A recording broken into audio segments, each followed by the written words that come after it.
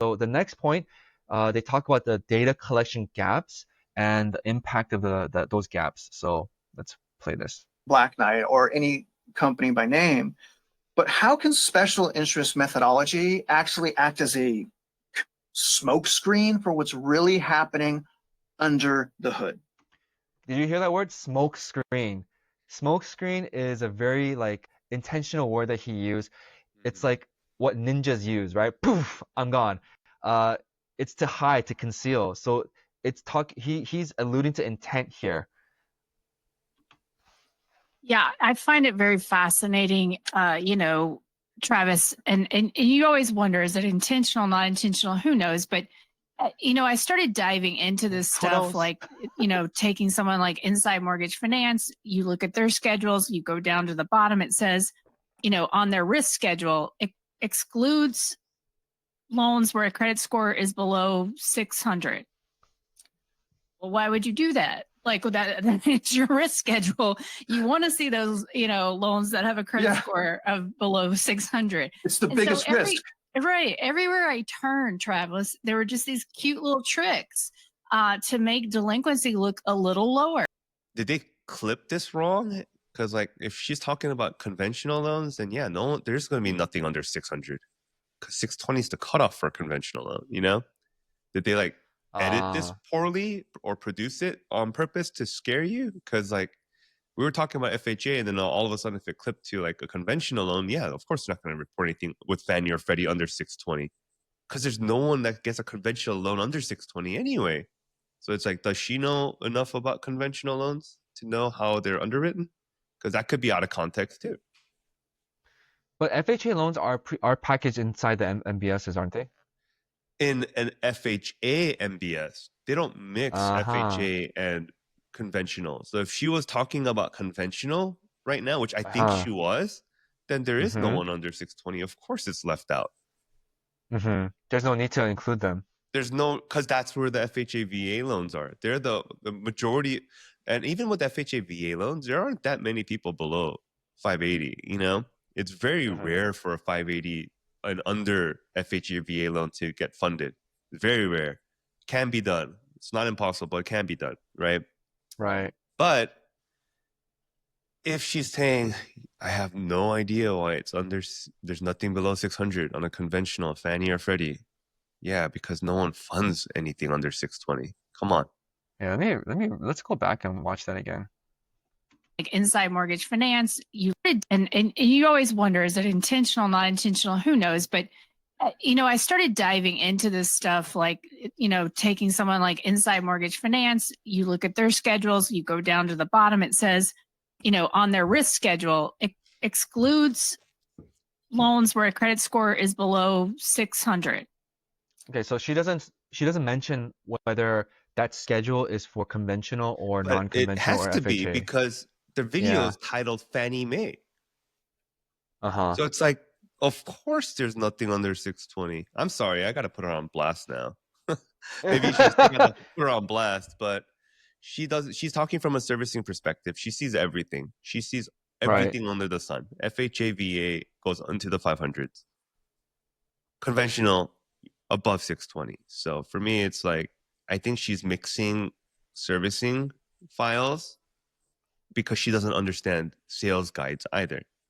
So it's like, well, let's not put intention or put any labels on other people right now, but let's just throw the question out there. Maybe there's a possibility that, and also a little bit, I would say a little misleading or confusing, because they talk about FHA in the beginning, and then they all of a sudden start talking about Fannie Mae. And like you said, they're totally different.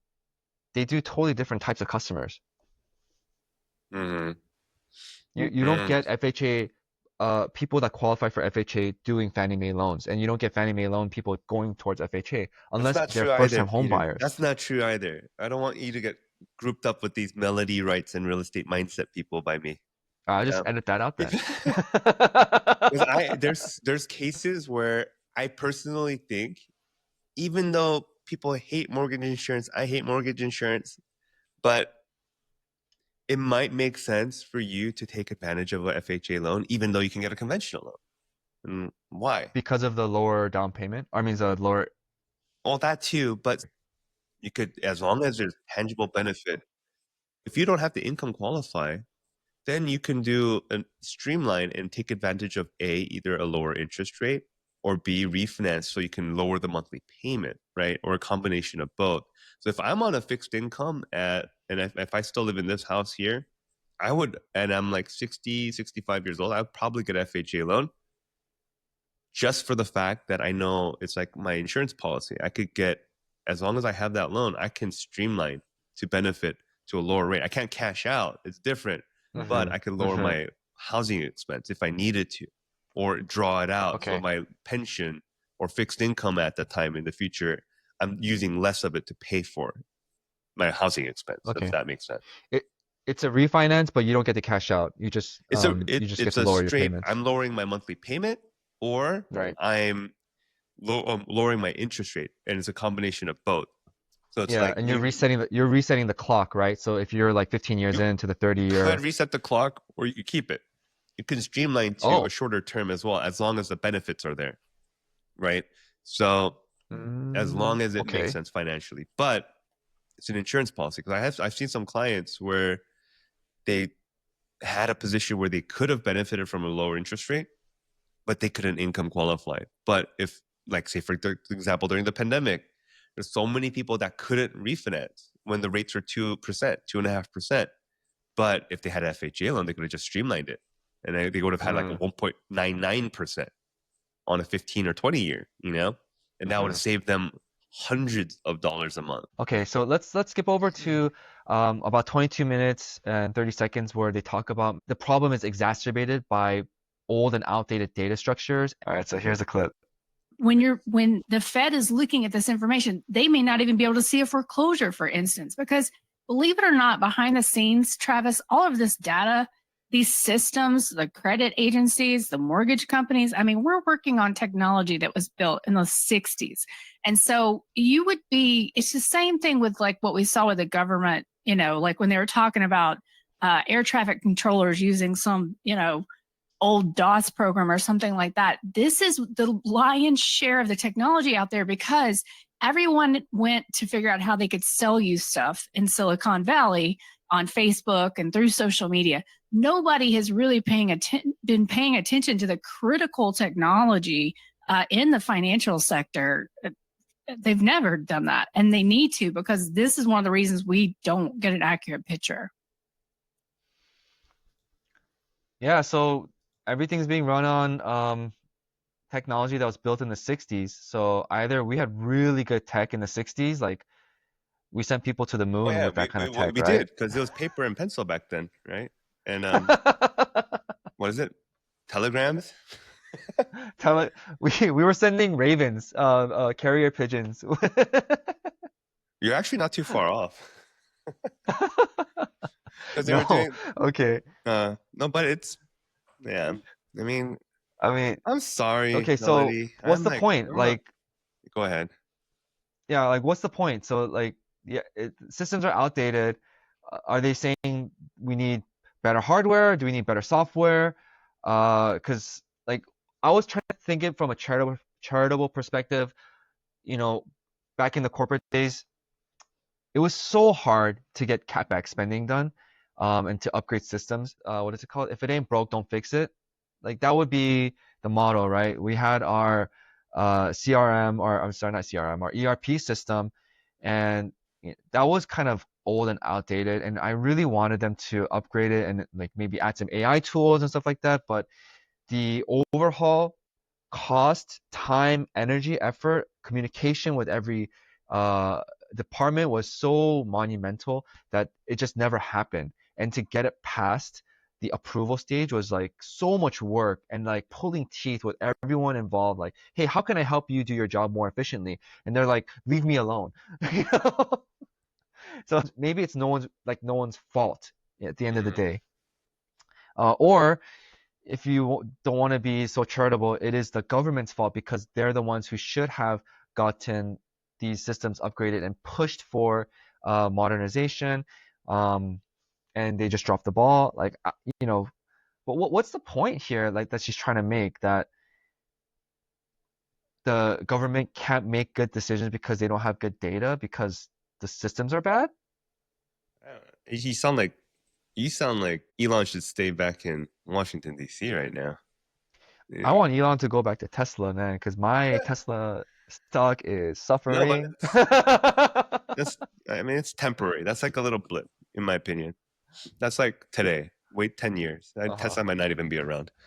Um, but um, but like it's like yeah, the technology worked back then. That's how good it was. Because like what you complained about, that was my business, right? My Uh-huh. business was telling people how to run their business with Uh-huh. technology.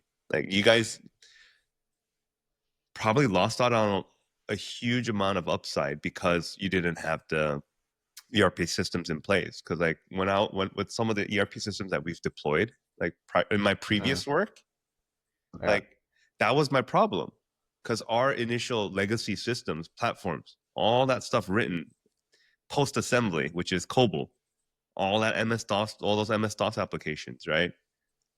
Those were so stable because there was only a limited set of technology that was available, and that tech set you had to be optimized for it. So it ran very light. It was incredible software. Like it took me literally 12 years, I think 10 to 12 years to get the last person on one of those legacy systems at my previous company to fully let go of it. And the process of completing that consulting project took about 4 years too. So it's like it was a Uh-huh. lot of investment to get that done. Yep. Every department, like you said, leave me alone. It's a level of change needed in government and bureaucracy. But who's going to sit there for 4 years, 5 years, 8 years to implement that change and take the slack for it? Because everybody in those Dude, that's bureaucratic so true. positions have someone to be accountable to, the taxpayer or the cabinet member or whoever is overseeing their business or that part of the sector, right? So it's like Yeah. you just spent $50 million, New York City Metro MTA, on this software platform. What do you have to show for it? And then come re-election time or promotion time, it's like they don't want to be in the crosshairs. Like, where the hell did you spend $50 million over the last 2 years and you have nothing to show for it? You know, it's like that's the stuff I Yeah. remember seeing and having conversations with people and clients. Yeah. Well, I mean, that's a different rabbit hole, government, how they spend money and uh like efficiency and all that stuff. So I have so much to say, but I don't want to go down that rabbit hole I right mean, now. that's the Um, route that they pushed this into, right? It's like they're blaming the government. Yeah, I know major banks that are still lending using that program and technology that she's talking about. yeah. But Like I it's think you put a nuts. good point because it is like those legacy programs are super stable, right? Like Yeah. and a lot of new tech stacks and software, not only is there bugs when you implement and when you train people, there's bugs after the fact, and a lot of, I don't want to, put any, I'm not accusing anyone of this, but a lot of the times, man, like it's built to be almost like a subscription model so that the developers It have to is. continue to That's what they babysit want. the systems. And yeah, they're gonna, it's not like you know, we talk about this in games, right? Like AAA title games used to be they put out a product, it's there, you buy it for like $60 and you run the game and it's perfect. But Hmm. now they put a game out, there's a deal, downloadable content, you pay another $15, another downloadable content, a bug fix here, bug fix there, and they put out the initial game is never good enough. And that's the Yeah. same with modern software rollouts. It's always just like this is they say this is the finished product, but it's more like a beta. Yeah, because I mean, if they didn't do it that model either, they wouldn't. It's not a sustainable business. Yeah, Because they don't it's have like you enough have so much revenue. overhead and Yeah. technology is constantly changing and no one will develop proprietary platforms. I can guarantee you that because like everything that I built was proprietary, and because Uh-huh. of that level of investment, it just it was just too much to take overall. Because like someone eventually Yeah. will make something public for free, it'll do 90% of the job, but it's Uh-huh. not going to be it's not gonna be bug free because something's gonna evolve or change. And if you do not keep up with those changes, now you're obsolete, and then you have Yeah. broken parts of your application. And that's development today. Unfortunately, it's like everything's on GitHub. Yeah. Everybody will copy some other free tool and then pray that it works. And 500 different features later, you got a working product potentially. You know. Yeah. That's, And do we really want that type of problem in our government? You oh, know, hell no. managing our mortgage systems and default systems, like that would be, that's a That's what I'm huge curious risk. about too. Like long term, Yeah. like